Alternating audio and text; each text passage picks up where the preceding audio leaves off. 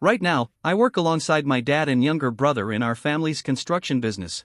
I've been connected to this place for most of my life. Starting at 14, I spent my summers in the office handling paperwork and basic tasks all through high school and college. After graduating, I stepped away for about 7 years to work elsewhere, but eventually I came back. Nearly a decade later, I've slowly been moving into more of a leadership role, at least that's how it looks on paper. My dad is technically my boss, but he's not exactly a natural delegator, mentor, or big picture manager. He's fantastic at running projects and knows this industry inside and out. Honestly, he could probably manage a build in his sleep. But teaching? Planning for the long haul? That's not really his strength. Supposedly, I'm the heir apparent to his role, but in reality, I'm handed bits and pieces of everything without true ownership of anything. And it's exhausting. At this point, I have my hands in nearly every corner of the company: HR, accounting, office management, marketing, you name it. On top of all that, I'm still managing construction projects. I actually started here as a project manager, but unlike the other PMs, I'm the only one juggling a mountain of administrative responsibilities at the same time. I keep trying to step away from project management because it's almost impossible to focus on things like employee reviews or overhauling the website when you're constantly pulled into job site problems that, by nature, have to take priority. Every time I think I've wrapped up my last project, a promising new one comes along, and since we never have enough staff to handle it, I take it on locking myself into another 9 to 12 month cycle of work that eats up half my time. And whenever we talk about me officially taking over parts of my dad's job or even the CFO's role, the plan just fizzles. They can't seem to let go. Meanwhile, all the random low-level tasks keep landing on my plate, things like ordering laptops or figuring out quirky accounting software reports, none of which spark any real interest for me. I'm drawn to big-picture thinking and strategy. In fact, just 2 months ago, I organized and facilitated our strategic planning retreat, pulled together all the data, set the agenda, ran the sessions. I loved it. We even decided I'd get some financial training to transition into the CFO role and leave project management behind. But last week, we landed a massive 12 to 15 month project, and guess what? I'm now the PM again. We even hired a new project manager, but I'm the one training him, even though he technically reports to my dad. I'm burnt out. The pandemic left me drained, and I've been feeling lost, unsure of what my actual role is or if there's even a clear path to a job here I'd enjoy. For the past 2 months, I've been checked out. Yesterday, my dad confronted me about it. He asked if I'd decided construction wasn't for me. That stung. I tried to explain all of this, but the truth is I'm dangerously close to saying, yeah, I'm done, and walking away from the career I've been building for the last decade. Part of me thinks leaving would be simpler. But I've always had pride in this company. It feels like another member of the family. I love that we're ethical, that we put employees first, that we give people real careers. Still, I haven't been happy in a long time. That retreat I worked so hard on now feels like a waste because we're not actually implementing any of it. I feel stuck, and the only clear exit I see is to burn it all down and start fresh. If I left, my relationship with my dad and brother would survive. They'd understand. The company would either adapt or my dad would end up selling it. At the end of the day, it's still just a business, not an actual family member, right? I know I have skills that could make a real difference here, but after years of hitting walls with no guidance, mentorship, or long-term plan, my enthusiasm has dried up. Maybe it's just lingering post-pandemic burnout, but I'm certain I'd feel a massive sense of freedom if I pulled the eject handle. I could go back to school. I could work or even volunteer for causes I actually care about. I could be a more present mom and spouse without this constant work stress. Maybe separating family and business really is the healthier path. My husband already works a demanding 60-hour-a-week job for one of the big tech companies, so managing small kids with 2 high-pressure careers is brutal. My income helps, but it's not essential to keeping us afloat, though losing his would be an entirely different story. After my initial letter was published, a lot shifted in my thinking. I'm still here, and realistically, I'll probably be in this business for the rest of my career. But your feedback made me realize I never spelled out the parts of my job that I truly love. On good days, I get to be a problem solver, whether that's smoothing internal processes, figuring out next steps, facilitating communication, or finding creative solutions. No 2 days are the same, and I like that. I also genuinely admire my company because we're the kind of employer I think others should aspire to be. Yes, we aim to make money, but we also make sure our employees have careers that support their lives in meaningful ways. Just the other day, one of our team members thanked me for keeping this a great place to work, even through her serious health struggles. She told me she was glad I'd be taking over for the next generation, because she trusted me to preserve our family-oriented culture. Last night, I went to an awards ceremony where one of our projects won recognition for restoring a historic building in my neighborhood, a place where my family now goes for the winter farmers market. Knowing my company helped breathe life back into something that will stand for the next 50 years fills me with pride. And honestly, I do respect and enjoy working with my dad and brother most days. Writing all of that down helped me see that the good parts still matter. I also want to address something the comments section brought up: accusations that my dad's reluctance to hand over responsibility was rooted in sexism. That genuinely shocked me. If anything, he's been my biggest supporter. We've had frank talks about the underrepresentation of women in construction, and he's always said it shouldn't be that way. He believes in putting capable people in leadership, period. His issue isn't thinking I can't do it, it's just figuring out how to get him to let go. And truthfully, I've done some of this to myself. I've volunteered to handle HR, jumped in to manage the 401k, ordered equipment, things I didn't necessarily have to do. I was handling everything: ordering laptops, fixing the website, diving into the financial side of the company, and I finally had to stop and ask myself, was I actually being the sexist one here? I was taking on all these administrative odds and ends, not because they were meaningful steps forward, but simply because someone had to do them.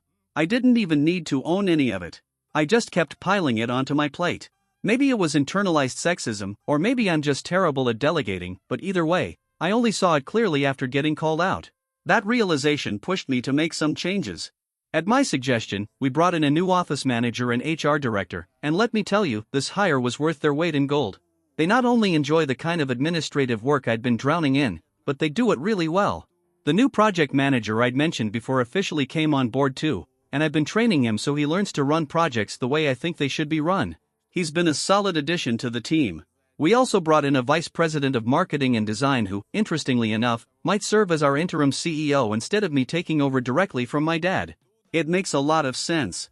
He's got more experience both in the industry and in executive leadership, and, frankly, him taking responsibilities from my father is less emotionally charged. So, I've shifted back to focusing mainly on project management, which I actually enjoy and am good at, with some management responsibilities sprinkled in. I'm still a leader here. I sit on the board of directors, I weigh in on big decisions, and I help set our direction. People actively seek out my advice and bring me problems to solve. The urgency of stepping into my dad's role is gone, but it's still the long-term plan, just fuzzier now. In the short term, my focus is on landing enough projects to pay for all these new hires who are now doing the tasks I didn't want to handle, and honestly, that's a trade-off I'm happy to make. Looking back over the past year, and especially the last few months, I'm proud of the moves I pushed this company to make: the new hires, the projects we've taken on, the role adjustments, and the leadership and accountability systems I've put in place. The perspective I got from Allison and the commenters helped me find my way through a rough stretch, and I'm genuinely grateful for that. Fast forward, update 2. I originally wrote to you in 2021 when I was on the fence about staying in the family business. By 2024, I sent an update. And now here we are. I've stepped into the CEO role, for better or worse. And I'm facing my first ongoing challenge as the person at the top. We have 3 family members in the company right now: my dad, majority owner and president, me as CEO and minority owner, and my brother, the VP and also a minority owner. My brother and I have the same ownership stake, and the plan was for the company to transition to us equally, making us true business partners. The problem is, my brother isn't dependable. I suspect he's dealing with depression, anxiety, or some other mental health struggle he's never addressed, and it makes him inconsistent. Most of the time, he's just mildly unreliable, but every so often, he drops the ball in such a spectacular way that everyone else has to scramble to clean up the mess. We've talked about it more than once over the past decade. About 3 years ago, it seemed like he was turning a corner, showing up, answering calls, replying to emails, doing solid work, and even participating in executive planning. He told me he wanted to be in this for the long haul, leading the business alongside me. That felt incredible, because having a real partner in this high-stakes, often isolating family business was a huge relief. He's smart, thoughtful, and his judgment, often different from mine, makes for great balance and decision-making. Not long after that, we began formalizing our long-term ownership plan, and stock started changing hands. I was genuinely optimistic about working with him. Then, about 18 months ago, we had a major incident. He went completely silent for a week, leaving a project manager stranded. We had to rush to find a subcontractor to cover the work. When he finally resurfaced, he promised it wouldn't happen again. But a year ago, he left for his honeymoon without starting a project that had a hard deadline. That left me scrambling, apologizing to city officials, chasing down materials, begging for deadline extensions, and generally stewing in frustration. When he got back, I sat him down with my dad present and told him point blank, unless he got help, whether through therapy or some other route, I wasn't going into business with him. He agreed, saying he'd already spoken to his doctor about a referral. Over the past year, I've checked in with him about it a few times, and every time there's been an excuse: waiting on insurance, waiting for an appointment, something. And now, over the last month, his reliability has started to slip again.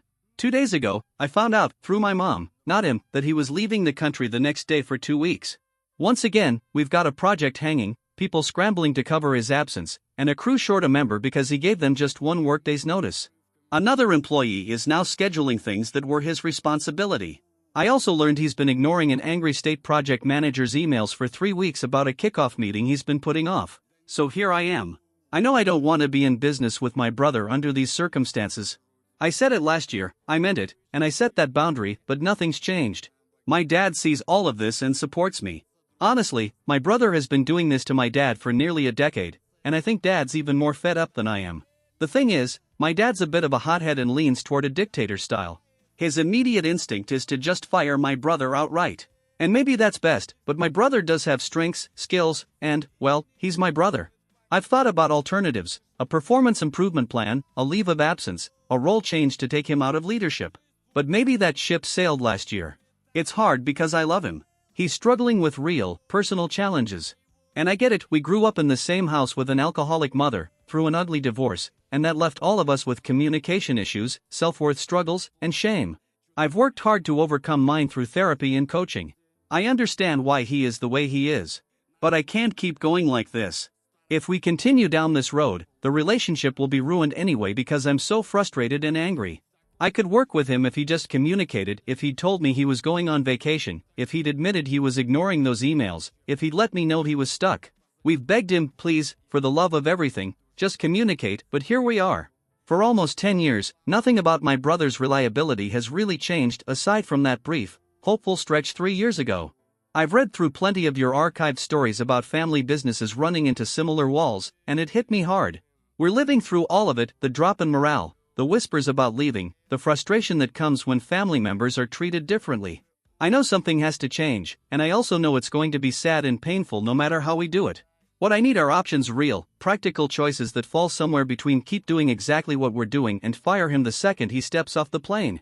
My brother was due back in 2 weeks, and I needed a clear game plan for what that conversation was going to look like. Update 3, June 17, 2025. The ending to this story is positive, but the path getting there was anything but easy. When I wrote last, my brother had once again taken off on vacation without telling anyone, leaving me and the rest of the team scrambling. A lot of commenters assumed he was entitled, spoiled, and cashing big checks for doing nothing. That couldn't be further from the truth. We're a mid-sized family business. Every one of us works hard, and while the pay is good, nobody here is pulling Fortune 500 salaries. The pressure at the executive level is still intense, making decisions that keep us alive through recessions, ahead of competitors, in step with evolving technology, workforce trends, and government requirements. My brother was buckling under that weight. On top of that, he was torn between the expectations of my dad and the expectations of his wife, 2 sets of demands he couldn't meet and didn't know how to talk about honestly.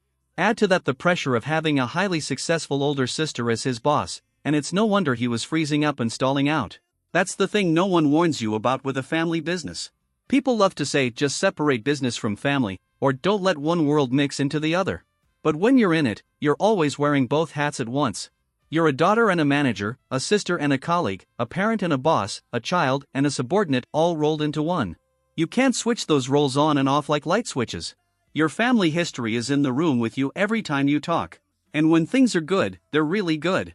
But when things are hard, it's every single thing that's difficult about family life combined with every single thing that's hard about running a business. In the end, I had to make a brutally hard decision: to put the company first, for my own sake and for the sake of my colleagues, and to let go of what that might mean for my relationship with my brother. When he came back from his trip, I put him on unpaid leave and told him that if he wanted to stay with the company, it would have to be in a field or labor role, without any authority. The truth is, he's a very skilled guy, just not as a project manager. Keeping his abilities in the company was still in our best interest, but his old position simply didn't exist anymore. I told him he'd have to reapply for a new role. And then, as his sister, I told him I loved him. I told him I'd help him financially while he was unemployed, that I'd help him find a therapist, and that I'd support him and his family however they needed, just not through the business. He wasn't angry with me. He understood. He saw exactly why I was doing it and admitted he'd let everyone down. That day, he walked out of the office carrying the weight of guilt and regret. It took him about 6 weeks without work, facing the reality of what had happened, and finally having honest conversations with his wife to come to terms with it all. And he did. He started seeing a therapist, ironically, mine, and began unpacking some of the baggage from our childhood. Eventually, he came back to work. Now, he's on the crew as a mason, laying brick and block under the direction of others. For a while, he stepped back from his ownership duties, but he's now rejoined our executive team. Those meetings happen after hours so they don't interfere with his field responsibilities.